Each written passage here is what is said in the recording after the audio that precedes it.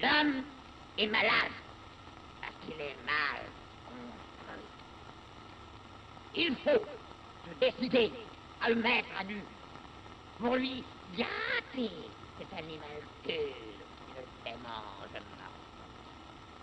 Dieu, et avec Dieu, ses organes, oui, ses organes, tous ses organes, car, tuez-moi si vous le voulez, il n'y a rien de plus inutile que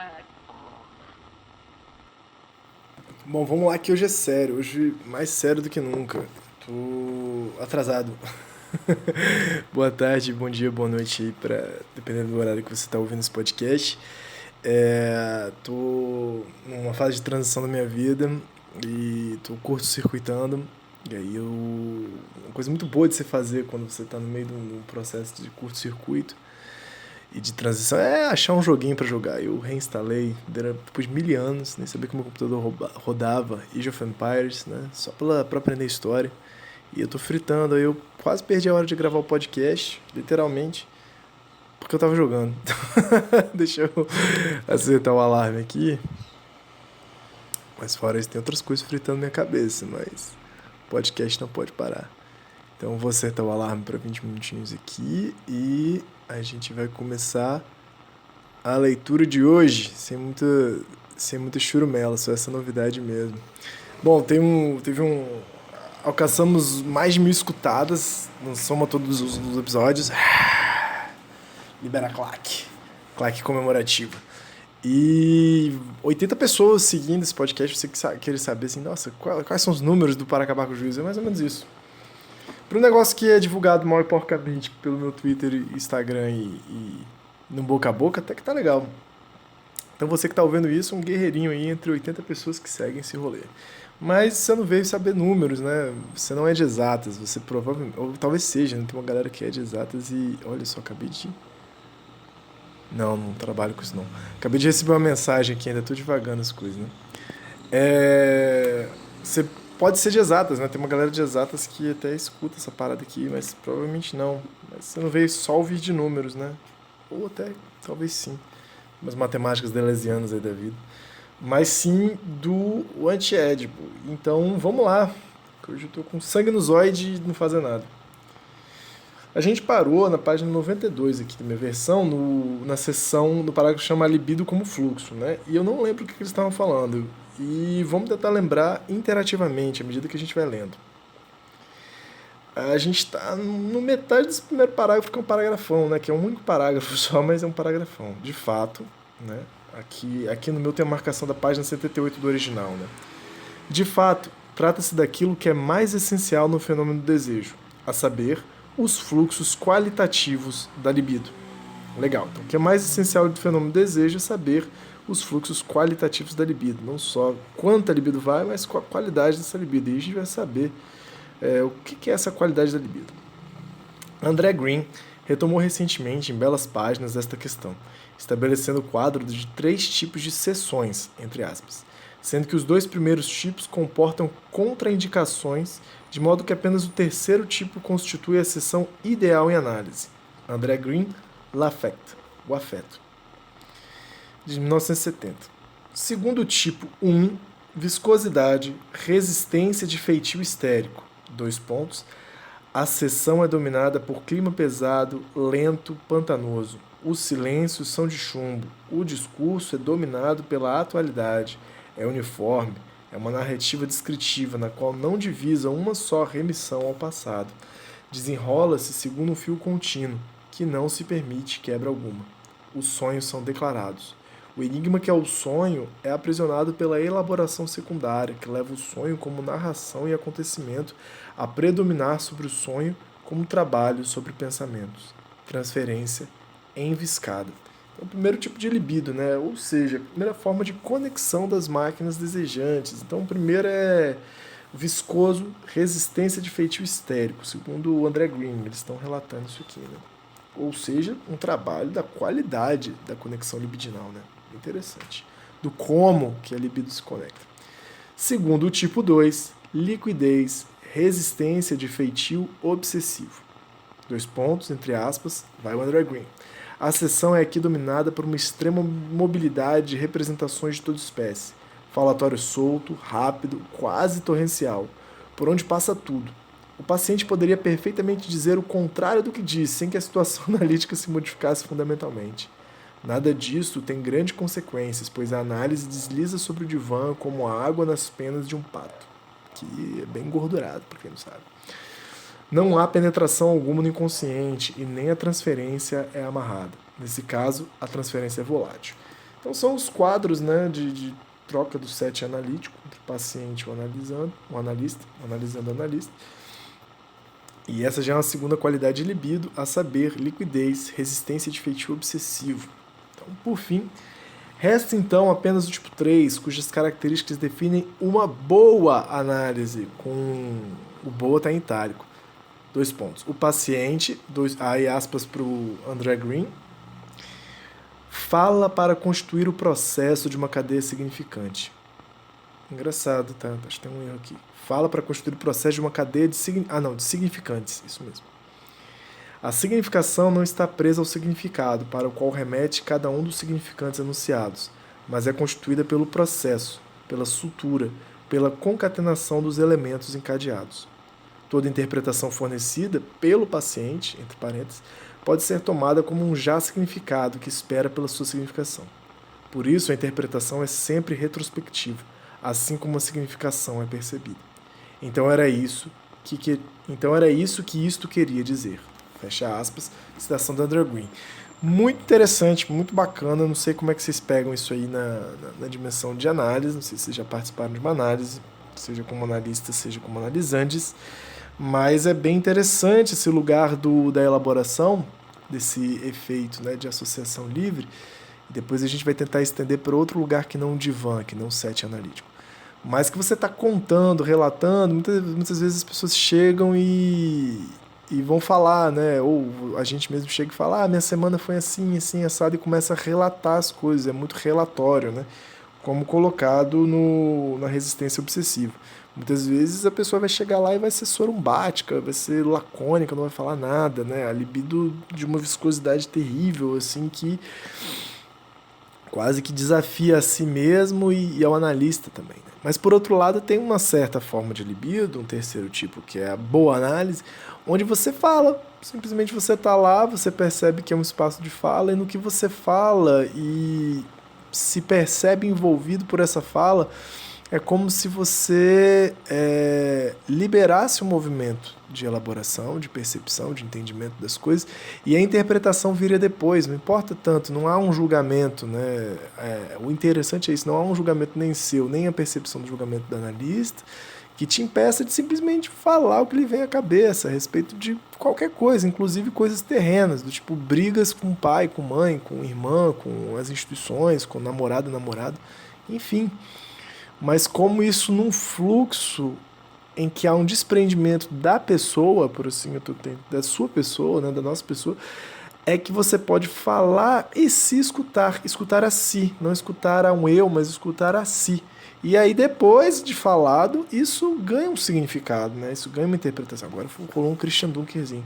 Então era isso que isto queria dizer, né? Interessante isso aqui, não sei, esses elementos encadeados, né? E antes disso eles estavam falando eu falei que não ia voltar, mas voltei. O primeiro desses fatores é o rochedo da castração, o rochedo das duas vertentes não simétricas, a segunda aptidão qualitativa ao conflito. Não vou lembrar mesmo. Terceiro fator, cuja importância econômica é tal qual afasta considerações dinâmicas e tópicas, respeito a um gênero de resistência não localizáveis. Bom, e eles tocaram nesse assunto, né? A um gênero de resistência não localizável. De si, esses certos sujeitos têm uma libido tão viscosa, ou então, ao contrário, tão líquida que nada consegue agarrar a eles. Enfim, e aí eles trabalharam exatamente esse ponto desses fatores aí, né? Os fatores qualitativos na economia desejante, voltando um parágrafo atrás. Tem que ter uma leitura meio continuada. Mas eu estava pensando isso também com relação a outros espaços que não os espaços de elaboração de análise, mas os espaços de elaboração de instituições, de tretas familiares, de tretas escolares, de situações políticas, né, grupos e tal, que é muito interessante. Às vezes eu fico pensando, tem uma hora que até as escolas perguntam para os alunos assim, mas o que que vocês querem? Define o que que vocês querem. Assim. Então toda hora, todo lugar a gente vai estar compelido a falar, a elaborar o que que a gente quer, o que que a gente deseja, o que que a gente está pensando, essas coisas.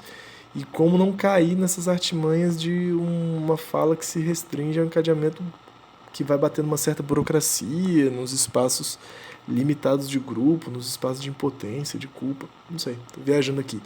Mas que talvez essa elaboração, que algo se faça, algo se experimente, algo se fale, algo se tente, e depois, solitariamente ou conjuntamente, sempre são fantasmas de grupo, possa dizer, né? Então, era isso que isto queria dizer. E acho que é um negócio legal, assim, para você pensar, para a gente pensar que também nas instituições, seja na escola, na família, no trabalho, os incômodos não são individuais, né? Não são apenas individuais, não são voltados para o indivíduo. Na verdade, o indivíduo é um efeito dessa individualização dos incômodos, né? Das dores, dos dissabores, dos problemas de saúde mental, etc, etc. Então, captar esses incômodos e poder elaborar a respeito disso e falar, não necessariamente tipo assim, achar a chave do que era, mas já ir experimentando e fazendo algo com isso, encadeando algo com isso, para depois entender, então era isso que isso queria dizer. Produzir uma interpretação a posteriori, não a priori. Assim. Não sei, eu estava viajando aqui. Mas eu gostei desse trecho aí do afeto do André Green. André Green. E aí segue. A outra seção, outro parágrafo, 2.2.6, a rebelião dos fluxos. O 2.2 vai até aqui na frente. Vamos ver se a gente consegue, acho difícil, mas vamos ver se a gente consegue chegar. O grave é que Freud nunca põe em causa o processo de cura. Não há dúvida de que é tarde demais para ele. Mas e depois? Ele interpreta essas coisas como obstáculos à cura, e não como insuficiências da própria cura, ou como efeitos e contra-efeitos do seu procedimento. Ele interpreta essas coisas como obstáculos à cura e não como insuficiência da própria cura, tá? Ou como efeitos e contra-efeitos do seu procedimento. Não vai questionar nunca o que ele está considerando como cura, né? É que a castração, como estado analisável, ou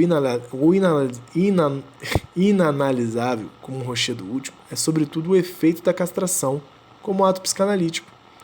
E a homossexualidade edipiana, a aptidão qualitativa para o conflito, é sobretudo o efeito da edipenização, que a cura não inventa, sem dúvida, mas que precipita e acentua nas condições artificiais do seu exercício transferência.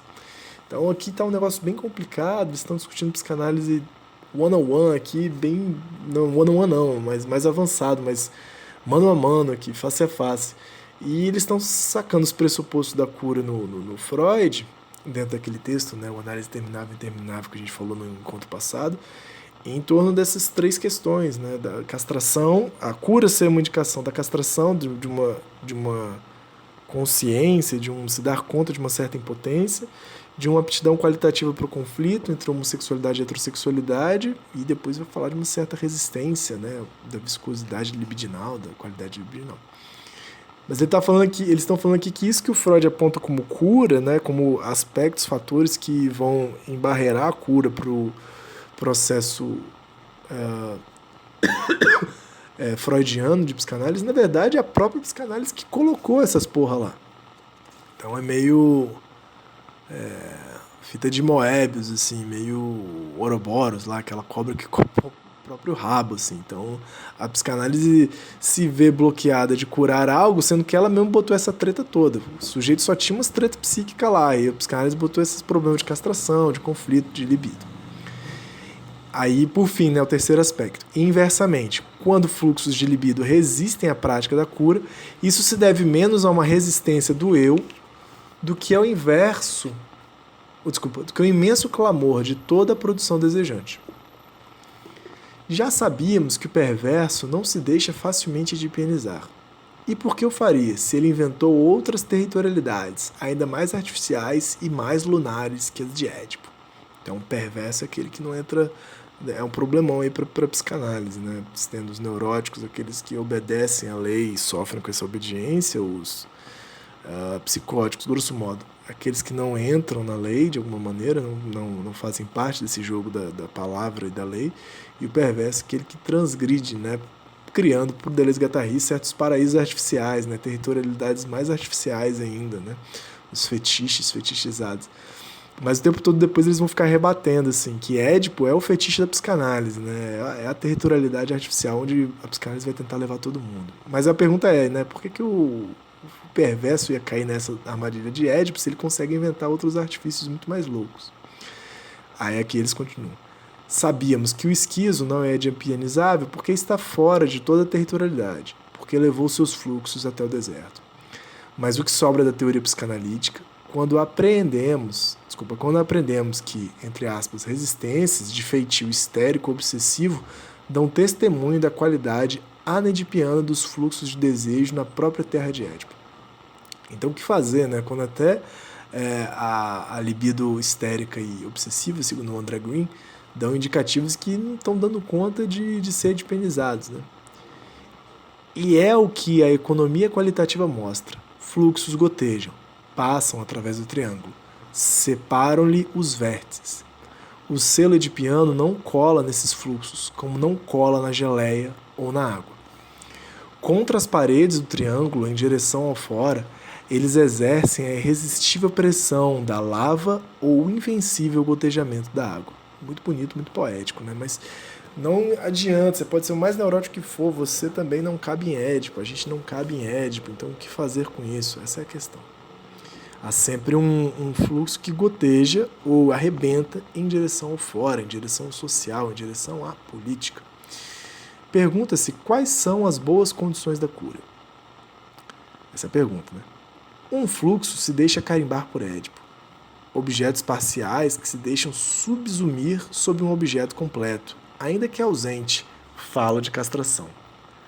Cortes, fluxos que se deixam projetar em algum lugar mítico, cadeia plurívoca que se deixa biunivocizar, linearizar, pendurar num significante.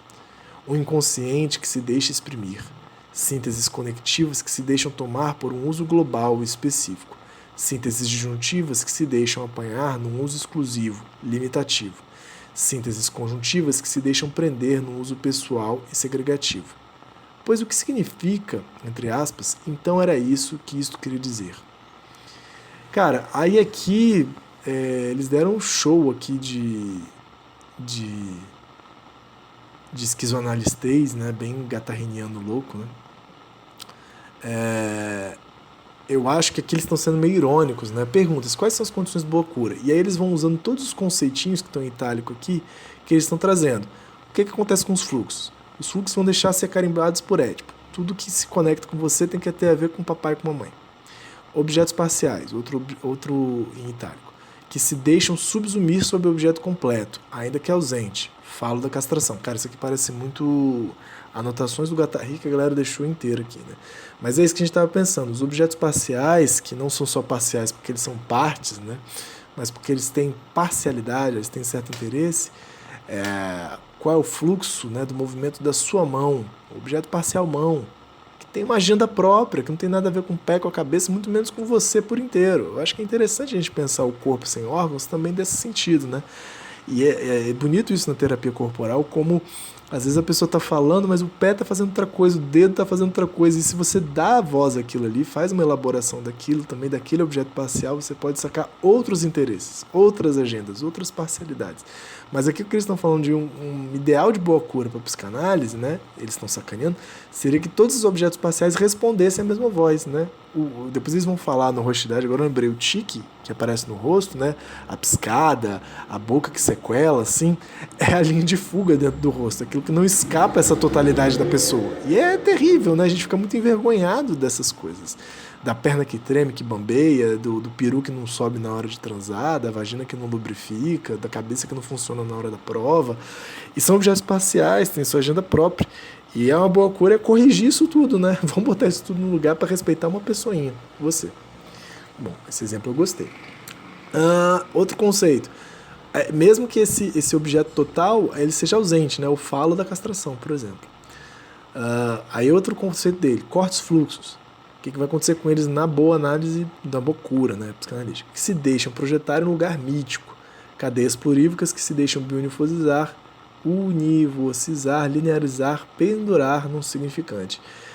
Quartos fluxos, que são de signos e são de materiais, todos submetidos à grande cadeia significante estrutural, que não tem nada a ver com... que passa por cima desse mundão de meu Deus, né? Encobre um real mítico, né? Um real inacessível. E aí eles continuam. O inconsciente, eles não grifaram, mas inconsciente é a palavra boa deles, né? Que se deixa exprimir, ou seja, que diz ao que veio, né? E não experimenta, mas ele se manifesta de acordo com o que ele já funciona, como se estivesse prévio às máquinas sociais e à política. E aí a parte que eles vão colocar, mais uma vez não colocaram em itálico, mas sínteses conectivas, né? Que aí eles vão falar as 3 sínteses das máquinas desejantes, sínteses conectivas que se deixam tomar por um uso global e específico, né? Sínteses conectivas que se resumem a uma pessoa, a uma entidade unitária. Síntese disjuntivas, né, do ou, que se deixam apanhar num uso exclusivo. Ou você é homem, ou você é mulher, ou você é trabalhador, ou você é militante e tal. Limitativo. E, por fim, sínteses conjuntivas que se deixam prender num uso pessoal e segregativo. Eu como pessoa toda. Fechando aqui, né, porque o despertador está chamando. E já está na hora de fazer o almoço. Opa! Pois o que significa? Então era isso que isto queria dizer. Fecha aspas, né? Então, e pergunta, interrogação. E eu não vou... É bem grande aqui, eu não vou conseguir dar conta de ler isso tudo não, ainda mais estou com fome e já estou atrasado. Então, acho que esse paragrafinho vale eu retomar isso aqui só para entender o que aconteceu, porque eu acho que esse parágrafo ele é bem importante assim, para quem pensa em análise, para quem pensa em trabalhar com discurso, né? Discurso do outro. Eu vou só escrever aqui no livrinho daqui, mas a gente volta do esmagamento do então.